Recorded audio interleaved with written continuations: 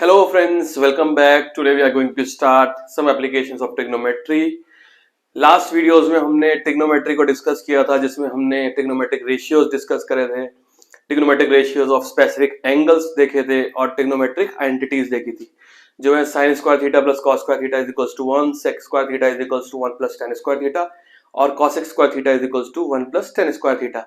और trigonometric ratio में हमने sine, cos, tan, cosec, cot और सेक की 0 से 90 तक की वैल्यूज देखी थी। 0, 30, 45, 60 और 90 की वैल्यू देखी थी। मैंने जब आपको ट्रिग्नोमेट्री का इंट्रोडक्शन दिया था तो उसमें मैंने आपको दो चीजें बताई थी। एक, किसी भी ट्रायंगल में एक हमें साइड देखनी होती है और उसका एंगल देखना होता है। Same some applications of trigonometry में भी हम सेम ही चीज करेंगे। हमें साइड निकालनी होगी या फिर हमें एंगल निकालना होगा। ठीक है, चार टर्म्स बहुत फ्रीक्वेंटली यूज होंगे इस चैप्टर के अंदर। वो चार टर्म्स मैं आपको पहले बता देता हूं। पहली है एंगल ऑफ एलिवेशन, दूसरी है आपकी एंगल ऑफ डिप्रेशन। डिप्रेशन सुन के डिप्रेशन में मत आ जाना, बहुत ही आसान चैप्टर है, कोई भी प्रॉब्लम नहीं आएगी आपको इसमें। एक हॉरिजॉन्टल होती है और ये होती है आपकी लाइन ऑफ साइट।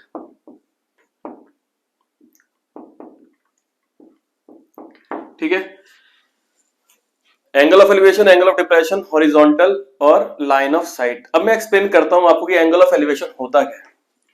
मान लो आप नीचे खड़े हैं और यहां से देख रहे हैं। किसको देख रहे हैं? एक ऑब्जेक्ट को देख रहे हैं जो यहां पे है। आंख मेरी ज्यादा अच्छी नहीं बनी है, लेकिन कोई फर्क नहीं पड़ता,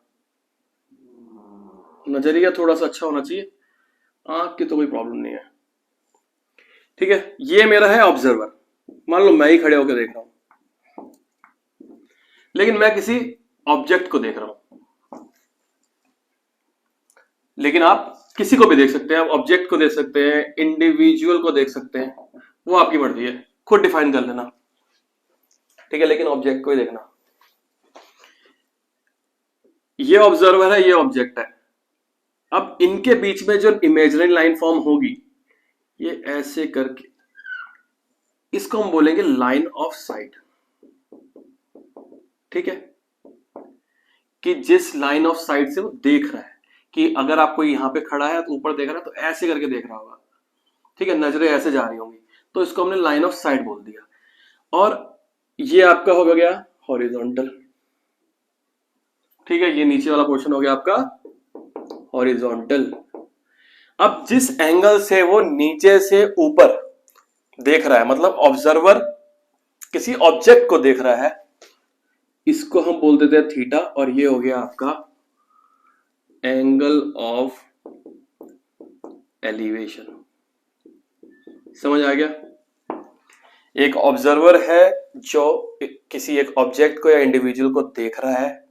जो वो देख रहा है तो कुछ एंगल बन रहा है, जिसको हम एंगल ऑफ एलिवेशन बोलते हैं, क्योंकि वो नीचे खड़े होकर ऊपर को देख रहा है। और जिस लाइन से वो देख रहा है, इमेजिनरी लाइन से, उसको हम बोलते हैं लाइन ऑफ साइट। और ये नीचे आ गया हॉरिजॉन्टल।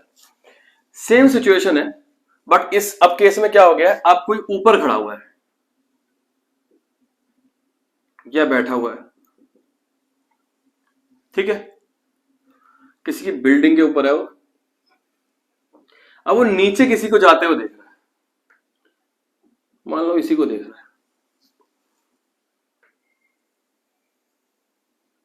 अब पैरों की तरफ तो नहीं देखेगा क्या, लेकिन मैं वहीं तक बना देता हूं। ठीक है, ये बिल्डिंग हो गई, ये एक इंडिविजुअल देख रहा है। पहले हम क्या करेंगे, ये यहां से देख रहा है, चलो मैं दोबारा बना ही देता हूं।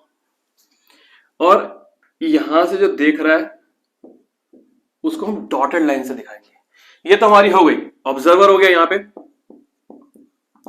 ये हमारा हो गया इंडिविजुअल या फिर कोई ऑब्जेक्ट, ये हमारा है थीटा, ये हो गया आपका एंगल ऑफ डिप्रेशन। अब फर्क क्या है मैं ये बताऊंगा। जब भी कोई ऑब्जर्वर ऑब्जेक्ट को देखेगा नीचे से ऊपर तो वो एंगल ऑफ एलिवेशन से देख रहा होगा, लेकिन जब भी कोई ऑब्जर्वर ऊपर से नीचे तक देखेगा तो वो देखेगा एंगल ऑफ डिप्रेशन से। ठीक है, अब ये थीटा है और हमेशा याद रखना जब हम एंगल ऑफ डिप्रेशन को डिनोट करते हैं तो वो डॉटेड लाइन से आता है। यहां पे कोई डॉटेड लाइन यूज नहीं करी मैंने हॉरिजॉन्टल के साथ, ये हॉरिजॉन्टल होगी यहां पे। ठीक है, जैसे थीटा के साथ ये हॉरिजॉन्टल है, ये भी थीटा के साथ ये हॉरिजॉन्टल हो गई। थोड़ा सा और क्लियर कर देता हूं, ये हो गया थीटा। ठीक है, लेकिन ये डॉटेड लाइन से आएगी तभी मैं डिस्टिंग्विश कर पाऊंगा कि मैं नीचे से ऊपर देख रहा हूं या ऊपर से नीचे देख रहा हूं। अगर ये थीटा है तो ये भी थीटा होगा। क्यों होगा? Alternate angles.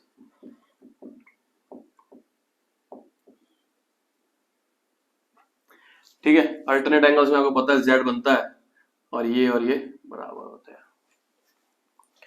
ठीक है, चार टर्म्स मैंने आपको बताई, angle of elevation, angle of depression, horizontal, line of site. नीचे से जब आप ऊपर देखोगे तो एंगल ऑफ, जिस एंगल से देखोगे वो एंगल ऑफ एलिवेशन हो जाएगा, ऊपर से नीचे देखोगे तो एंगल ऑफ डिप्रेशन हो जाएगा, लेकिन वो जो हॉरिजॉन्टल होगी वो थीटा के साथ डॉटेड लाइन बनेगी, ना कि straight line. Line of site मतलब जो इमेजरी लाइन ऑब्जर्वर और ऑब्जेक्ट या इंडिविजुअल के बीच में बन रही है वो लाइन ऑफ साइट होगी, और ये वाली लाइन क्या हो जाएगी? ये हॉरिजॉन्टल हो जाएगी, या फिर ये वाली लाइन क्या हो जाएगी? हॉरिजॉन्टल। यहां पे भी इसको हॉरिजॉन्टल लिख देता हूं। ठीक है, यूजली इस चैप्टर में हम 45 डिग्री, 30 डिग्री और 60 डिग्री का यूज करते हैं। अब वो किसी का भी होता है, मेनली हम tan की फॉर्म में करेंगे और साइन की फॉर्म में करेंगे, साइन ट्रिग्नोमेट्रिक रेशियोज लेंगे, tan 30 45 60, साइन 30 45 60। लेकिन हम और भी ट्रिग्नोमेट्रिक रेशियोज का यूज कर सकते हैं, लेकिन यूजली यही करते हैं। तो इसमें आप याद रखना tan 30 की वैल्यू जो होती है आपकी √3 होती है, ये 1 होती है, ये 1/√3 होती है, ये 1 होती है, ये आपकी √3 होती है। ठीक है, यही आपको बस समझना था, सम एप्लीकेशन ऑफ ट्रिग्नोमेट्री, या इसको हम हाइट एंड डिस्टेंस भी बोलते हैं, हाइट एंड डिस्टेंस। आगे कुछ इसके एग्जांपल्स देखते हैं जो बहुत ही ज्यादा इंटरेस्टिंग होने वाले हैं। एग्जांपल 1 देखते हैं। अ tower stands vertically on the ground from the point on the ground which is 15 meter away from the foot of the tower. The angle of elevation of the top of the tower is found to be 60 degree. Find the height of the tower. सबसे पहले आपको क्या करना है, इन questions के लिए आपको diagram बनाना है। अगर आपको डायग्राम एक बार समझ आ गया, बनाना समझ आ गया कैसे बनाते हैं, तो फिर आपको कुछ भी नहीं करना है। अब देखते हैं, लाइन बाय लाइन चलेंगे। अ tower stands vertically on the ground. मान लो एक टावर है, वर्टिकली मतलब सीधा खड़ा हुआ है ग्राउंड पे। From the point on the ground which is 15 metre away from the foot of the tower. ये अगर टावर है तो ये इसकी फुट हो गई, ये इसका टॉप हो गया। वो बोल रहा है from the point on the ground which is 15 metre away from the foot of the tower. एक पॉइंट है जो 15 मिनट दूर है किससे? फुट ऑफ द टावर से, 15 metre. From the point on the ground which is 15 metre away from the foot of the tower. एक ये point है जो टावर के फुट से 15 मीटर दूरी पे खड़ा है या दूरी पे है। The angle of elevation of the top of the tower is found to be 60 degree. अब मैंने बताया था एंगल ऑफ एलिवेशन मतलब यहां से ऊपर देख रहा है। The angle of elevation of top of the tower is found to be 60 degree. Top of the tower है, ये एंगल ऑफ एलिवेशन क्या है? 60 डिग्री है। Find the height of the tower, हमें ये निकालना है। क्वेश्चन कह रहा है कि एक टावर है जो सीधा खड़ा हुआ है ग्राउंड के ऊपर, 15 मीटर दूरी पे एक पॉइंट है जिससे देखने पर टॉप ऑफ द टावर जो है वो 60 डिग्री दिखाई दे रहा है। हमें बताना है कि टावर की हाइट क्या होगी। अब इसको मैं एक ABC नाम का एक ट्राइंगल मान लेता हूं। In triangle ABC let AB is equals to H।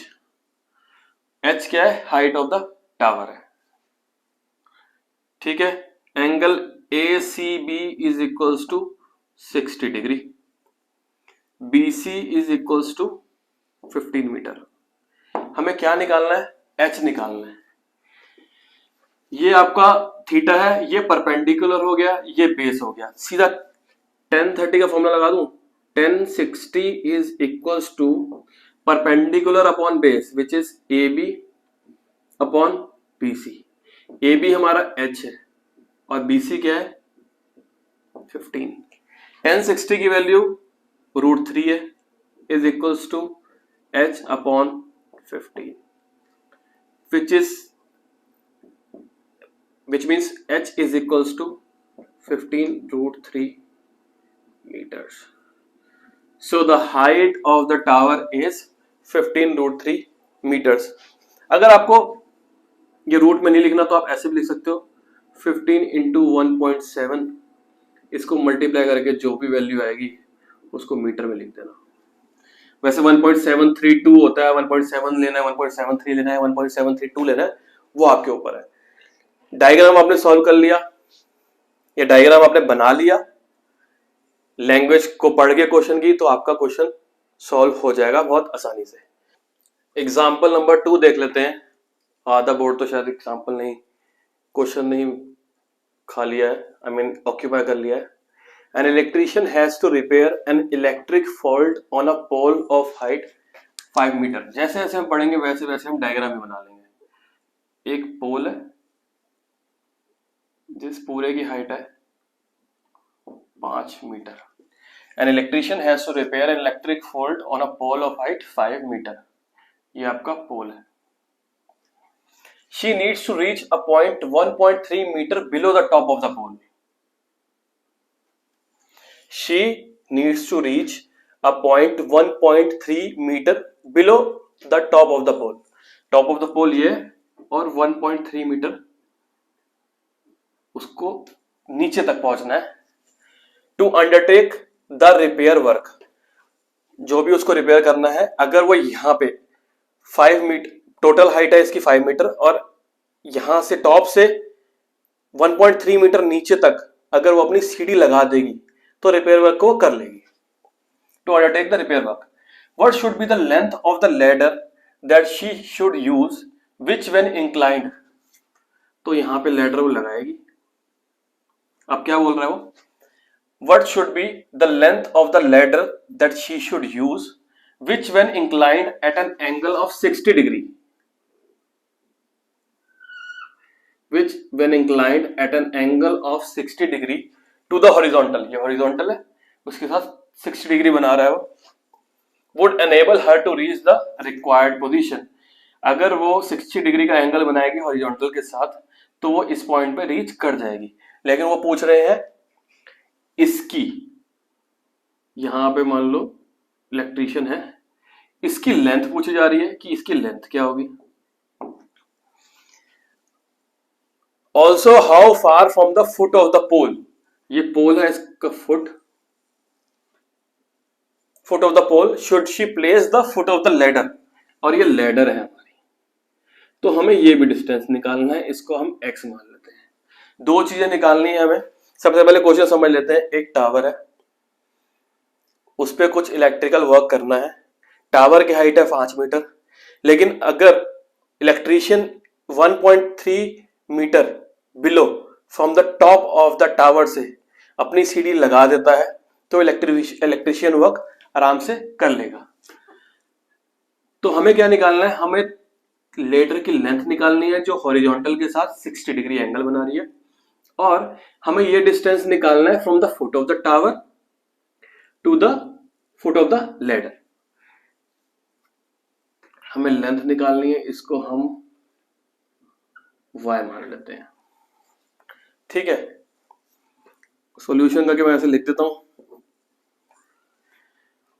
अब हमें ये पूरा दे रखा है 5 मीटर और ये है 1.3, तो ये कितना हो जाएगा, क्योंकि हमें काम तो इसी है, ये ट्रायंगल फॉर्म हो रहा है, ये ट्रायंगल फॉर्म नहीं हो रहा हमारा, ट्रायंगल ये फॉर्म हो रहा है, ये 1.3, ये पूरा 5, तो ये वाला कितना हो जाएगा, ये आपका हो गया 5 माइनस 1.3 इज 3.7 मीटर। ये आ गई आपको। आप क्वेश्चन में एग्जाम में ऐसे नहीं करोगे, आप पहले पॉइंट दोगे ए बी सी, वो मैं नहीं करवा रहा हूं। 3.7 मीटर ये आ गई आपकी हाइट यहां वाली।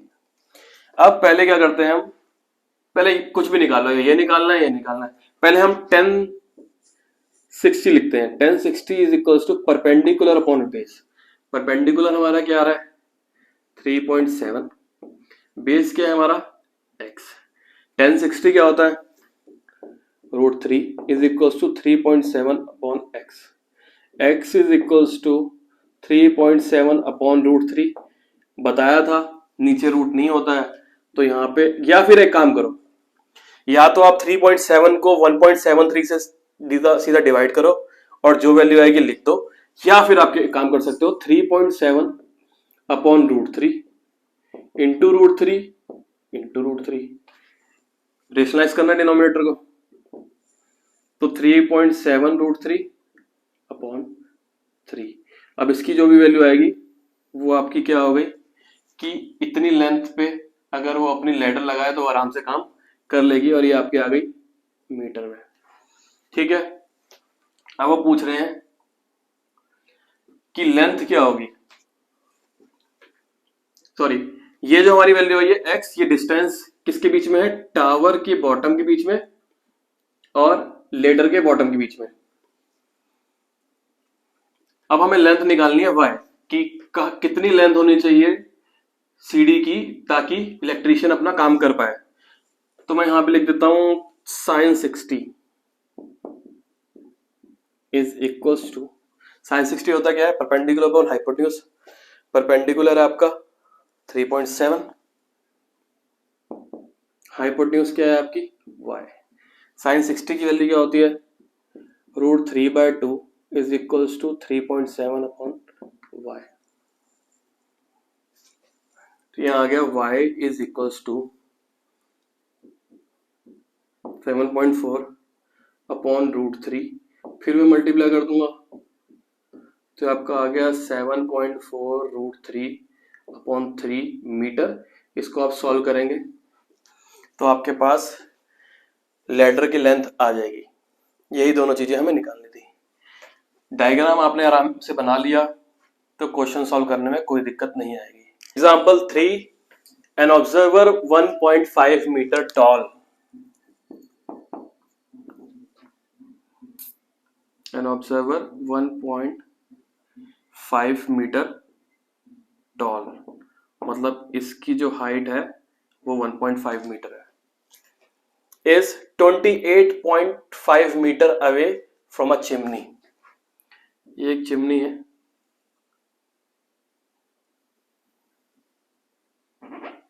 और ये जो डिस्टेंस दे रखा है वो है 28.5 metre. An observer 1.5 meter tall is 28.5 metre away from the chimney। ये एक चिमनी है जिसमें से वो निकल रही होती है, गैस निकल रही होती है। The angle of elevation of the top of the chimney, ये आपका टॉप है चिमनी का। The angle of elevation of the top of the chimney from her eyes, इसकी आंखों से, is 45 degree. The angle of elevation of the top of the chimney from her eyes is 45 degree. What is the height of the chimney? हमें chimney की height निकालनी है h।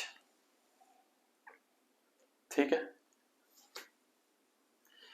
पहले तो क्या करते हैं, और चिमनी तो यहां पे भी होगी ना, ये वाला पोर्शन तो रहेगा इसकी हाइट वाला भी, या नहीं रहेगा।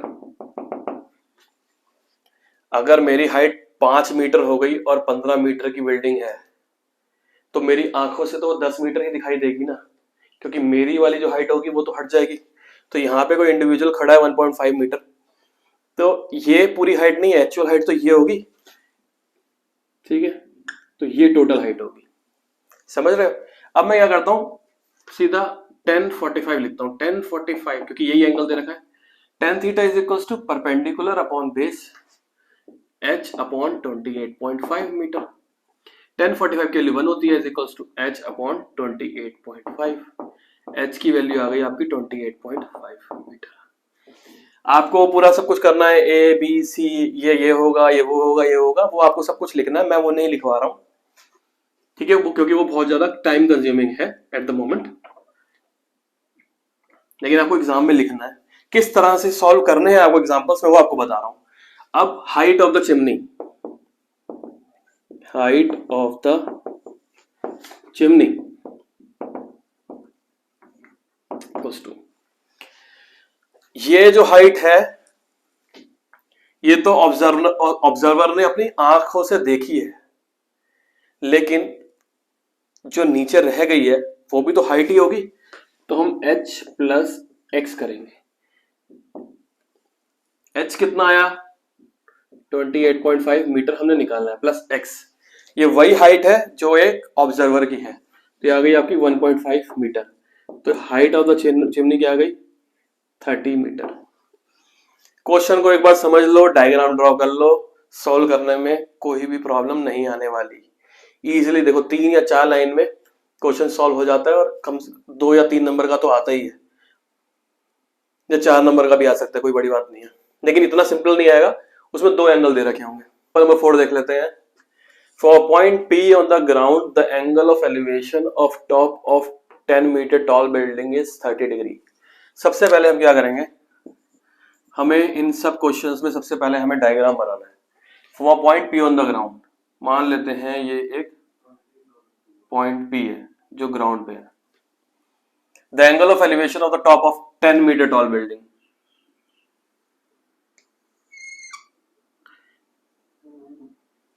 या इसको ऐसे नहीं बनाते, पहले बिल्डिंग बना लेते हैं, छोड़ो, फिर आप कहोगे सर बिल्डिंग बना दी आपने। पहले ये एक बिल्डिंग है, ये एक पॉइंट है P ग्राउंड पे, ठीक है। From a point P on the ground the angle of elevation of the top of the 10 metre tall building, ये एक बिल्डिंग है, इसके टॉप का जो एलिवेशन आ रहा है ग्राउंड से, वो आ रहा है 30 डिग्री। तो इसको पहले मैं यहां जोड़ूंगा, और ये आ गया 30 डिग्री। और बिल्डिंग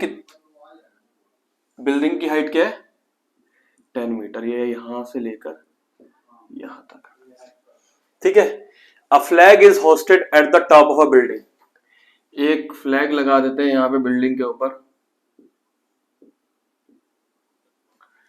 ठीक है। And the angle of elevation of the top of the flag staff from point P is 45 degree. ये पूरा, ये फ्लैग है और ये पूरा फ्लैग स्टाफ कहते हैं इसको। The angle of elevation of the top of the flag staff from the point P, ये टॉप है फ्लैग स्टाफ का, ये यहां से क्या आ रहा है, ये आ रहा है आपका 45 डिग्री, ठीक है। Find the length of the flag staff and distance of the building from point P। अब देखो हमें क्या निकालना है, हमें ये निकालना है, इसको मैं x मानूंगा, और distance of point P from the building, ये बिल्डिंग है तो ये कितना होगा। अब सबसे पहले आप जब सॉल्व करोगे तो P हो गया, इसको A मान लेना, इसको B मान लेना, इसको D मान लेना, उस हिसाब से आप करना। लेकिन मैं आपको डायरेक्टली करवा लेता हूं, चलो अब वैसे ही करा देता हूं। इन ट्राइंगल PBD, ठीक है, BD is equals to 10 metre दे रखा है, PD हमें फाइंड आउट करना है, और इस ट्राइंगल के लिए जो थीटा दे रखा है हमें 30 डिग्री दे रखा है। तो अगर मैं 10-30 लगाऊं, 10-30 degree is equals to perpendicular upon base, perpendicular हमारा हो गया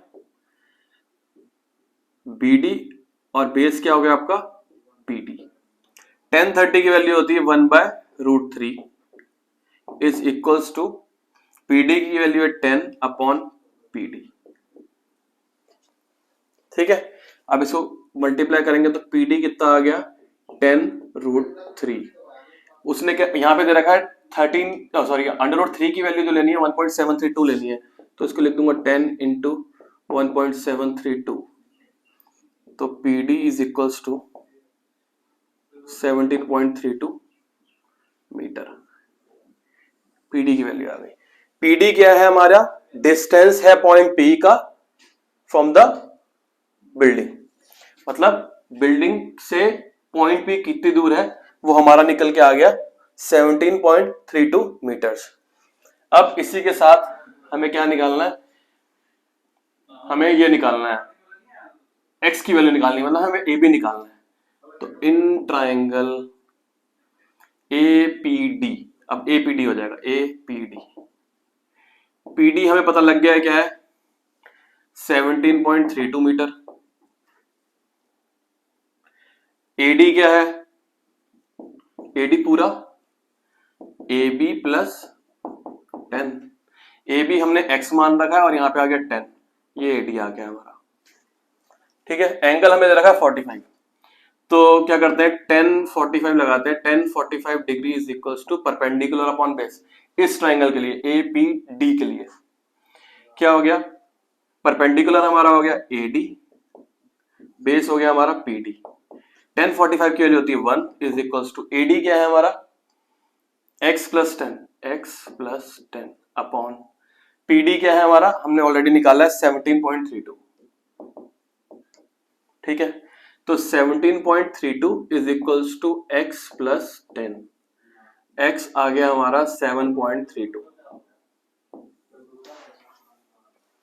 ठीक है, x हमारा 7.32 मीटर आ गया, मतलब हमारी फ्लैग स्टाफ की जो हाइट आ गई, फाइंड द सॉरी लेंथ आ गई, तो लेंथ ऑफ फ्लैग स्टाफ हो गई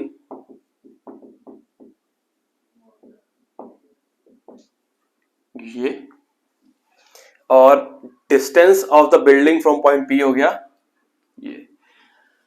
इन क्वेश्चंस को डील करने के लिए अगर आपका डायग्राम ऑटोमेटिकली बन जा रहा है लैंग्वेज को पढ़ने के बाद, तो आपको सॉल्व करने में कोई भी प्रॉब्लम नहीं आएगी। एग्जाम्पल 5 देख लेते हैं। The shadow of a tower standing on a level ground is found to be 40 metre longer. एक टावर बना लेते हैं पहले, ये मान लो एक टावर बन गया। The shadow of a tower standing on a level ground is found to be 40 metre longer. यहाँ पे हम कहीं खड़े हैं, मान लो इसको पॉइंट पी मान लेता हूं। ठीक है, standing on a level ground is found to be 40 metre longer when the sun's altitude is 30 degree. ये शेडो सीधी नहीं आई है, अब सीधी आ जाएगी, हो सकता है। Is found to be 30 degree then when it is 60 degree. 60 degree यहां आ गया और ये 40 मीटर यहां से। ठीक है, समझ लेते हैं दोबारा। The shadow of a tower standing on a level ground, एक ग्राउंड पे एक टावर खड़ा है, is found to be 40 metre longer when sun's altitude is 30 degree then when it is 60 degree. मतलब क्या है कि एक टावर की शेडो जो बन रही है किसी पॉइंट पी पे वो 30 डिग्री है, जो कि 40 मीटर ज्यादा है जब वो 60 डिग्री बना रही है। तो अब हमें हाइट ऑफ द टावर निकालना है, हमें एच निकालना है। ठीक है, अब इसको मैं O मान लेता हूं, इसको मैं D मान लेता हूं, इसको मैं Q मान लेता हूं। ठीक है, अब ये पोर्शन पता लग गया, अब ये मैं X मान लेता हूं कुछ। ठीक है, अब in triangle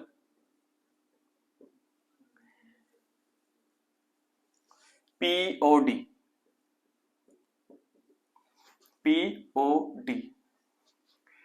1030 is equals to perpendicular upon base, that is OD upon PD। ठीक है, OD हमने क्या ले रखा है, H ले रखा है। PD क्या होगा आपका PQ प्लस QD, तो यहां मैं साइड में लिख देता हूं, यहां पे लिख देता हूं comma, PD is equals to PQ plus QD। और पी क्यू हमारा है 40 और क्यू डी है x, तो 40 प्लस x। tan 30 की वैल्यू होती है 1/√3 is equals to h upon 40 plus x। 40 plus x is equals to h√3। ये हमारी एक इक्वेशन बन गई यहां से। अभी हम सॉल्व नहीं कर सकते क्योंकि एक इक्वेशन है हमारे पास और दो अननोन है, इसको मैं इक्वेशन 1 मान लेता हूं। अब दूसरे एंगल से बात करते हैं या उसकी बात करते हैं। In triangle QOD tan 30 tan 60 is equals to perpendicular upon base, that is OD upon QD।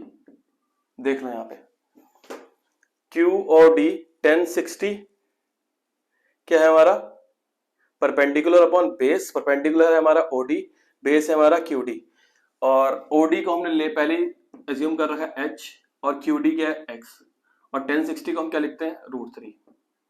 तो H की वैल्यू आ गई x√3। ठीक है, ये हो गई हमारी इक्वेशन 2। अब हम क्या करेंगे, putting value of equation 2 in equation number 1, और वैल्यू किसकी पुट करनी है, h की।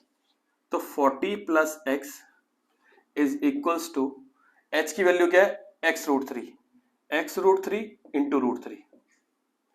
ठीक है, 40 plus x is equals to 3x, √3 into √3 3x, √3 into √3 into x is 3x। 40 is equals to 3x minus x 2x, क्योंकि x इधर चले जाएगा। x की वैल्यू आ गई आपकी 20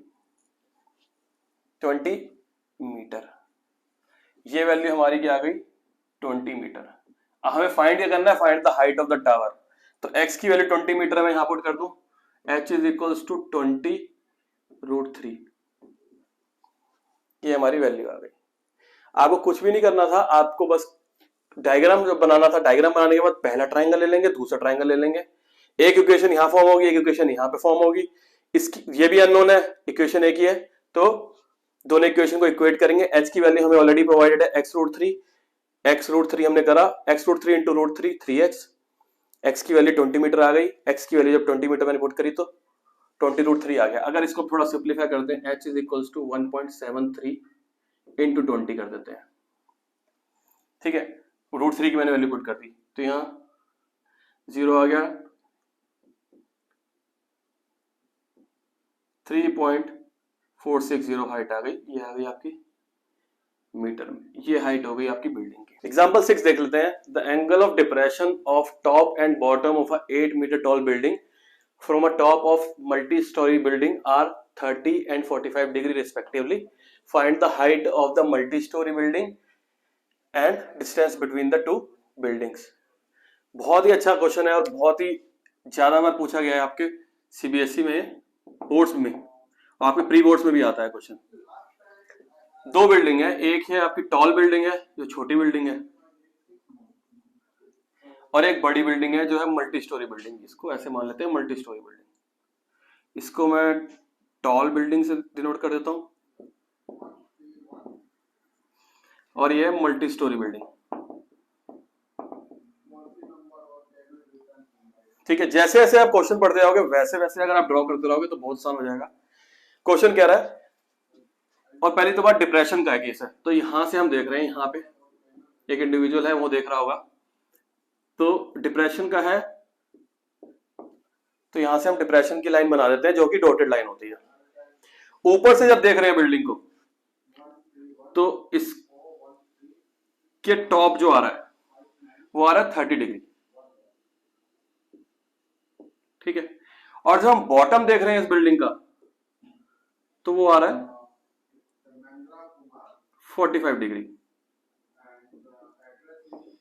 ठीक है, जब हम टॉप देख रहे हैं बिल्डिंग का तो 30 डिग्री आ रहा है, जब बॉटम देख रहे हैं हम तो 45 डिग्री आ रहा है। अब इस दोनों लाइनों को मैं जोड़ देता हूं। ठीक है, ये आ गया आपका 45 डिग्री, इसको भी हमें जोड़ना पड़ेगा। ये हमारा हो गया 30 डिग्री। अब इसकी जो हाइट दे रखी है, हमें दे रखी है 8 मीटर, तो इसकी हाइट हो गई 8 मीटर, तो यहां वाली बिल्डिंग की भी हाइट हो जाएगी 8 मीटर। क्योंकि आप सामने हो और आपके सामने एक फ्रेंड खड़ा है, एक फ्रेंड की हाइट है 6 फीट, दूसरे की है 4 फीट, तो कितना ज्यादा हो गया? 2 फीट ज्यादा हो गया। तो ये 8 तो हो गई। अब इसको मैं मान लेता हूं ये हो गई हमारी स्मॉल एच, ठीक है। लेकिन हमें पूरी बिल्डिंग की हाइट निकालनी, इस पूरी की निकालनी है हाइट, और ये डिस्टेंस निकालना है हमें दो बिल्डिंग के बीच में क्या है। क्वेश्चन को दोबारा पढ़ते हैं। The angle of depression of the top and bottom of a 8 metre tall building, top and bottom of a 8 meter tall building from a top of multi-story building are 30 degree and 45 degree respectively. 30 degree and 45 degree respectively. Find the height of the multi-story building. पूरी height निकालनी है हमें, जो हम h से denote कर देते हैं, and the distance between the two buildings, two building के बीच में डिस्टेंस क्या है, ठीक है। अब एक काम करते हैं, इसको नाम दे देते हैं A B P Q R. पहले वाला ट्रायंगल लेते हैं, in triangle A P B, in triangle A P B. A B, अगर ये क्यू आर एक्स है तो ये भी एक्स ही होगा, ठीक है। तो ए बी क्या हो गया हमारा? एक्स हो गया। पी बी क्या हो गया हमारा? हमने क्या एज्यूम करा है? एच एज्यूम करा है। और हमारा एंगल पी ए बी जो है 30 डिग्री है। क्या करता हूं मैं यहाँ पे 10, अब हमें x और h निकालना है।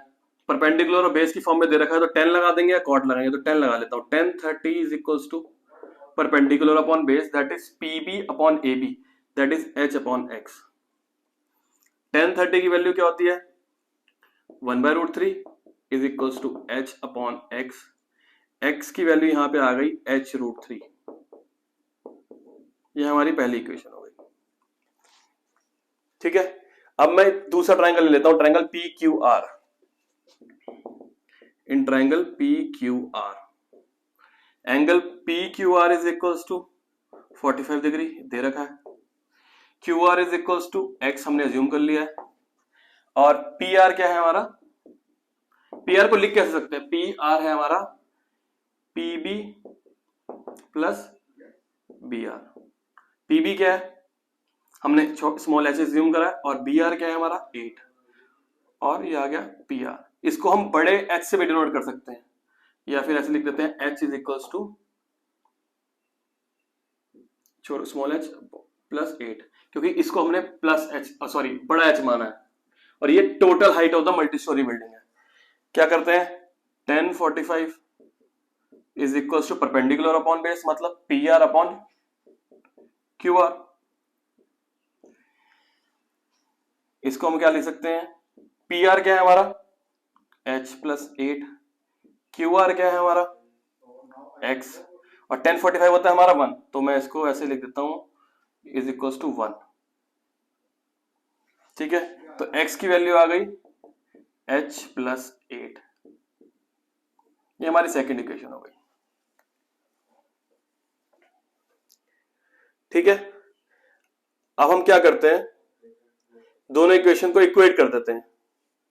इक्वेट करने में क्या होता है? यहां पे मैं लिखता हूं, इसको यहीं तक रहने देते हैं। Equating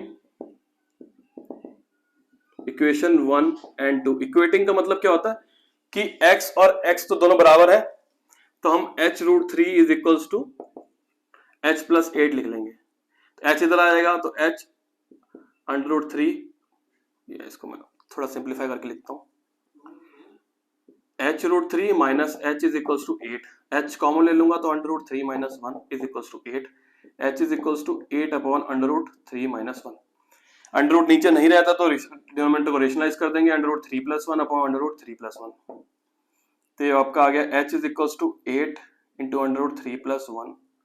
a plus B, a minus B, a square minus B square, तो √3 का स्क्वायर हो गया 3 और 1 का स्क्वायर 1, तो 3 माइनस 1 2, 4। h की वैल्यू आ गई आपकी 4 इंटू √3 प्लस 1। अभी ये स्मॉल h की वैल्यू आई है, हमें बड़े h की निकालनी है, मतलब हमें मल्टी स्टोरी बिल्डिंग की हाइट निकालनी है। तो इसको हम यहीं पे लिख देते हैं, यहां से सॉल्व कर देता हूं। h क्या आ गया? 4 इंटू √3 प्लस 1 प्लस 8। ये आ गया 4√3 प्लस 4 प्लस 8, 4√3 प्लस 12, 4 को अगर मैं कॉमन ले लूंगा तो √3 मीटर, यहां भी आ गया मीटर। अब हमारी आ गई है 4 इंटू √3 प्लस 3 मीटर, ये हाइट आई है हमारी मल्टी स्टोरी बिल्डिंग की। अब हमें एच भी निकालना है। एच ये है और स्मॉल एच, एक्स हमारा ये है और एच ये है। अगर मैं यहीं पे सब्स्टिट्यूट कर दूं इसकी value, x is equals to h√3 which means 4√3 plus 4 into √3। ठीक है, x को ऐसे इट इज रन दिया, h की वैल्यू क्या है 4√3 प्लस 4 इंटू √3। तो क्या हो गया 4√3 into √3, 3 3 3 into √3 into √3 3 3 4 12 plus 4√3 x आ गया। तो x क्या आ गया आपका, 4 कॉमन ले लेता हूं, 3 प्लस √3, आपकी x की वैल्यू आ गई। लास्ट एग्जांपल देख लेते हैं इस चैप्टर का। From a point P on a bridge across a river, the angle of depression of the banks on the opposite side of the river are 30 and 45 degree respectively. If the bridge is at a height of 3 meter from the banks, find the width of the river. अब एक bridge बना लेते हैं, या bridge नहीं भी बना लेते तो एक, चलो ब्रिज बना ही लेते हैं यार। चलो ये एक ब्रिज है, ये ऐसे हो गया, ये ऐसे करके ब्रिज हो गई। ठीक है, क्वेश्चन कह रहा है यहां से पानी निकल रहा है, बह रहा है। वो कह रहा है from a point P, from a point on a bridge, bridge ये है तो इसके ऊपर पी एक पॉइंट मान लेता हूं। From a point on a bridge across a river, जो रिवर सॉरी जो रिवर जिसके अक्रॉस फ्लो कर रहा है। The angle of depression of the banks on the opposite sides of the river are 30 and 45 degree respectively. कहने का मतलब ये है दो बैंक्स हैं, एक इधर वाला बैंक मान लिया मतलब किनारा, एक इधर वाला मान लिया। वो कह रहा है कि जब मैं देख रहा हूं, एक साइड से देख रहा हूं तो एंगल जो बन रहा है इस फ्लो का, इसको मैं अंदर की तरफ दिखाता हूं, ये जो पानी फ्लो कर रहा है वो दे रहा है आपको 30 डिग्री का एंगल फॉर्म कर रहा है। दूसरी तरफ से जब मैं देख रहा हूं, ऊपर से देख रहा हूं इसलिए मैं डॉटेड बना रहा हूं, 45 दिखा रहा है।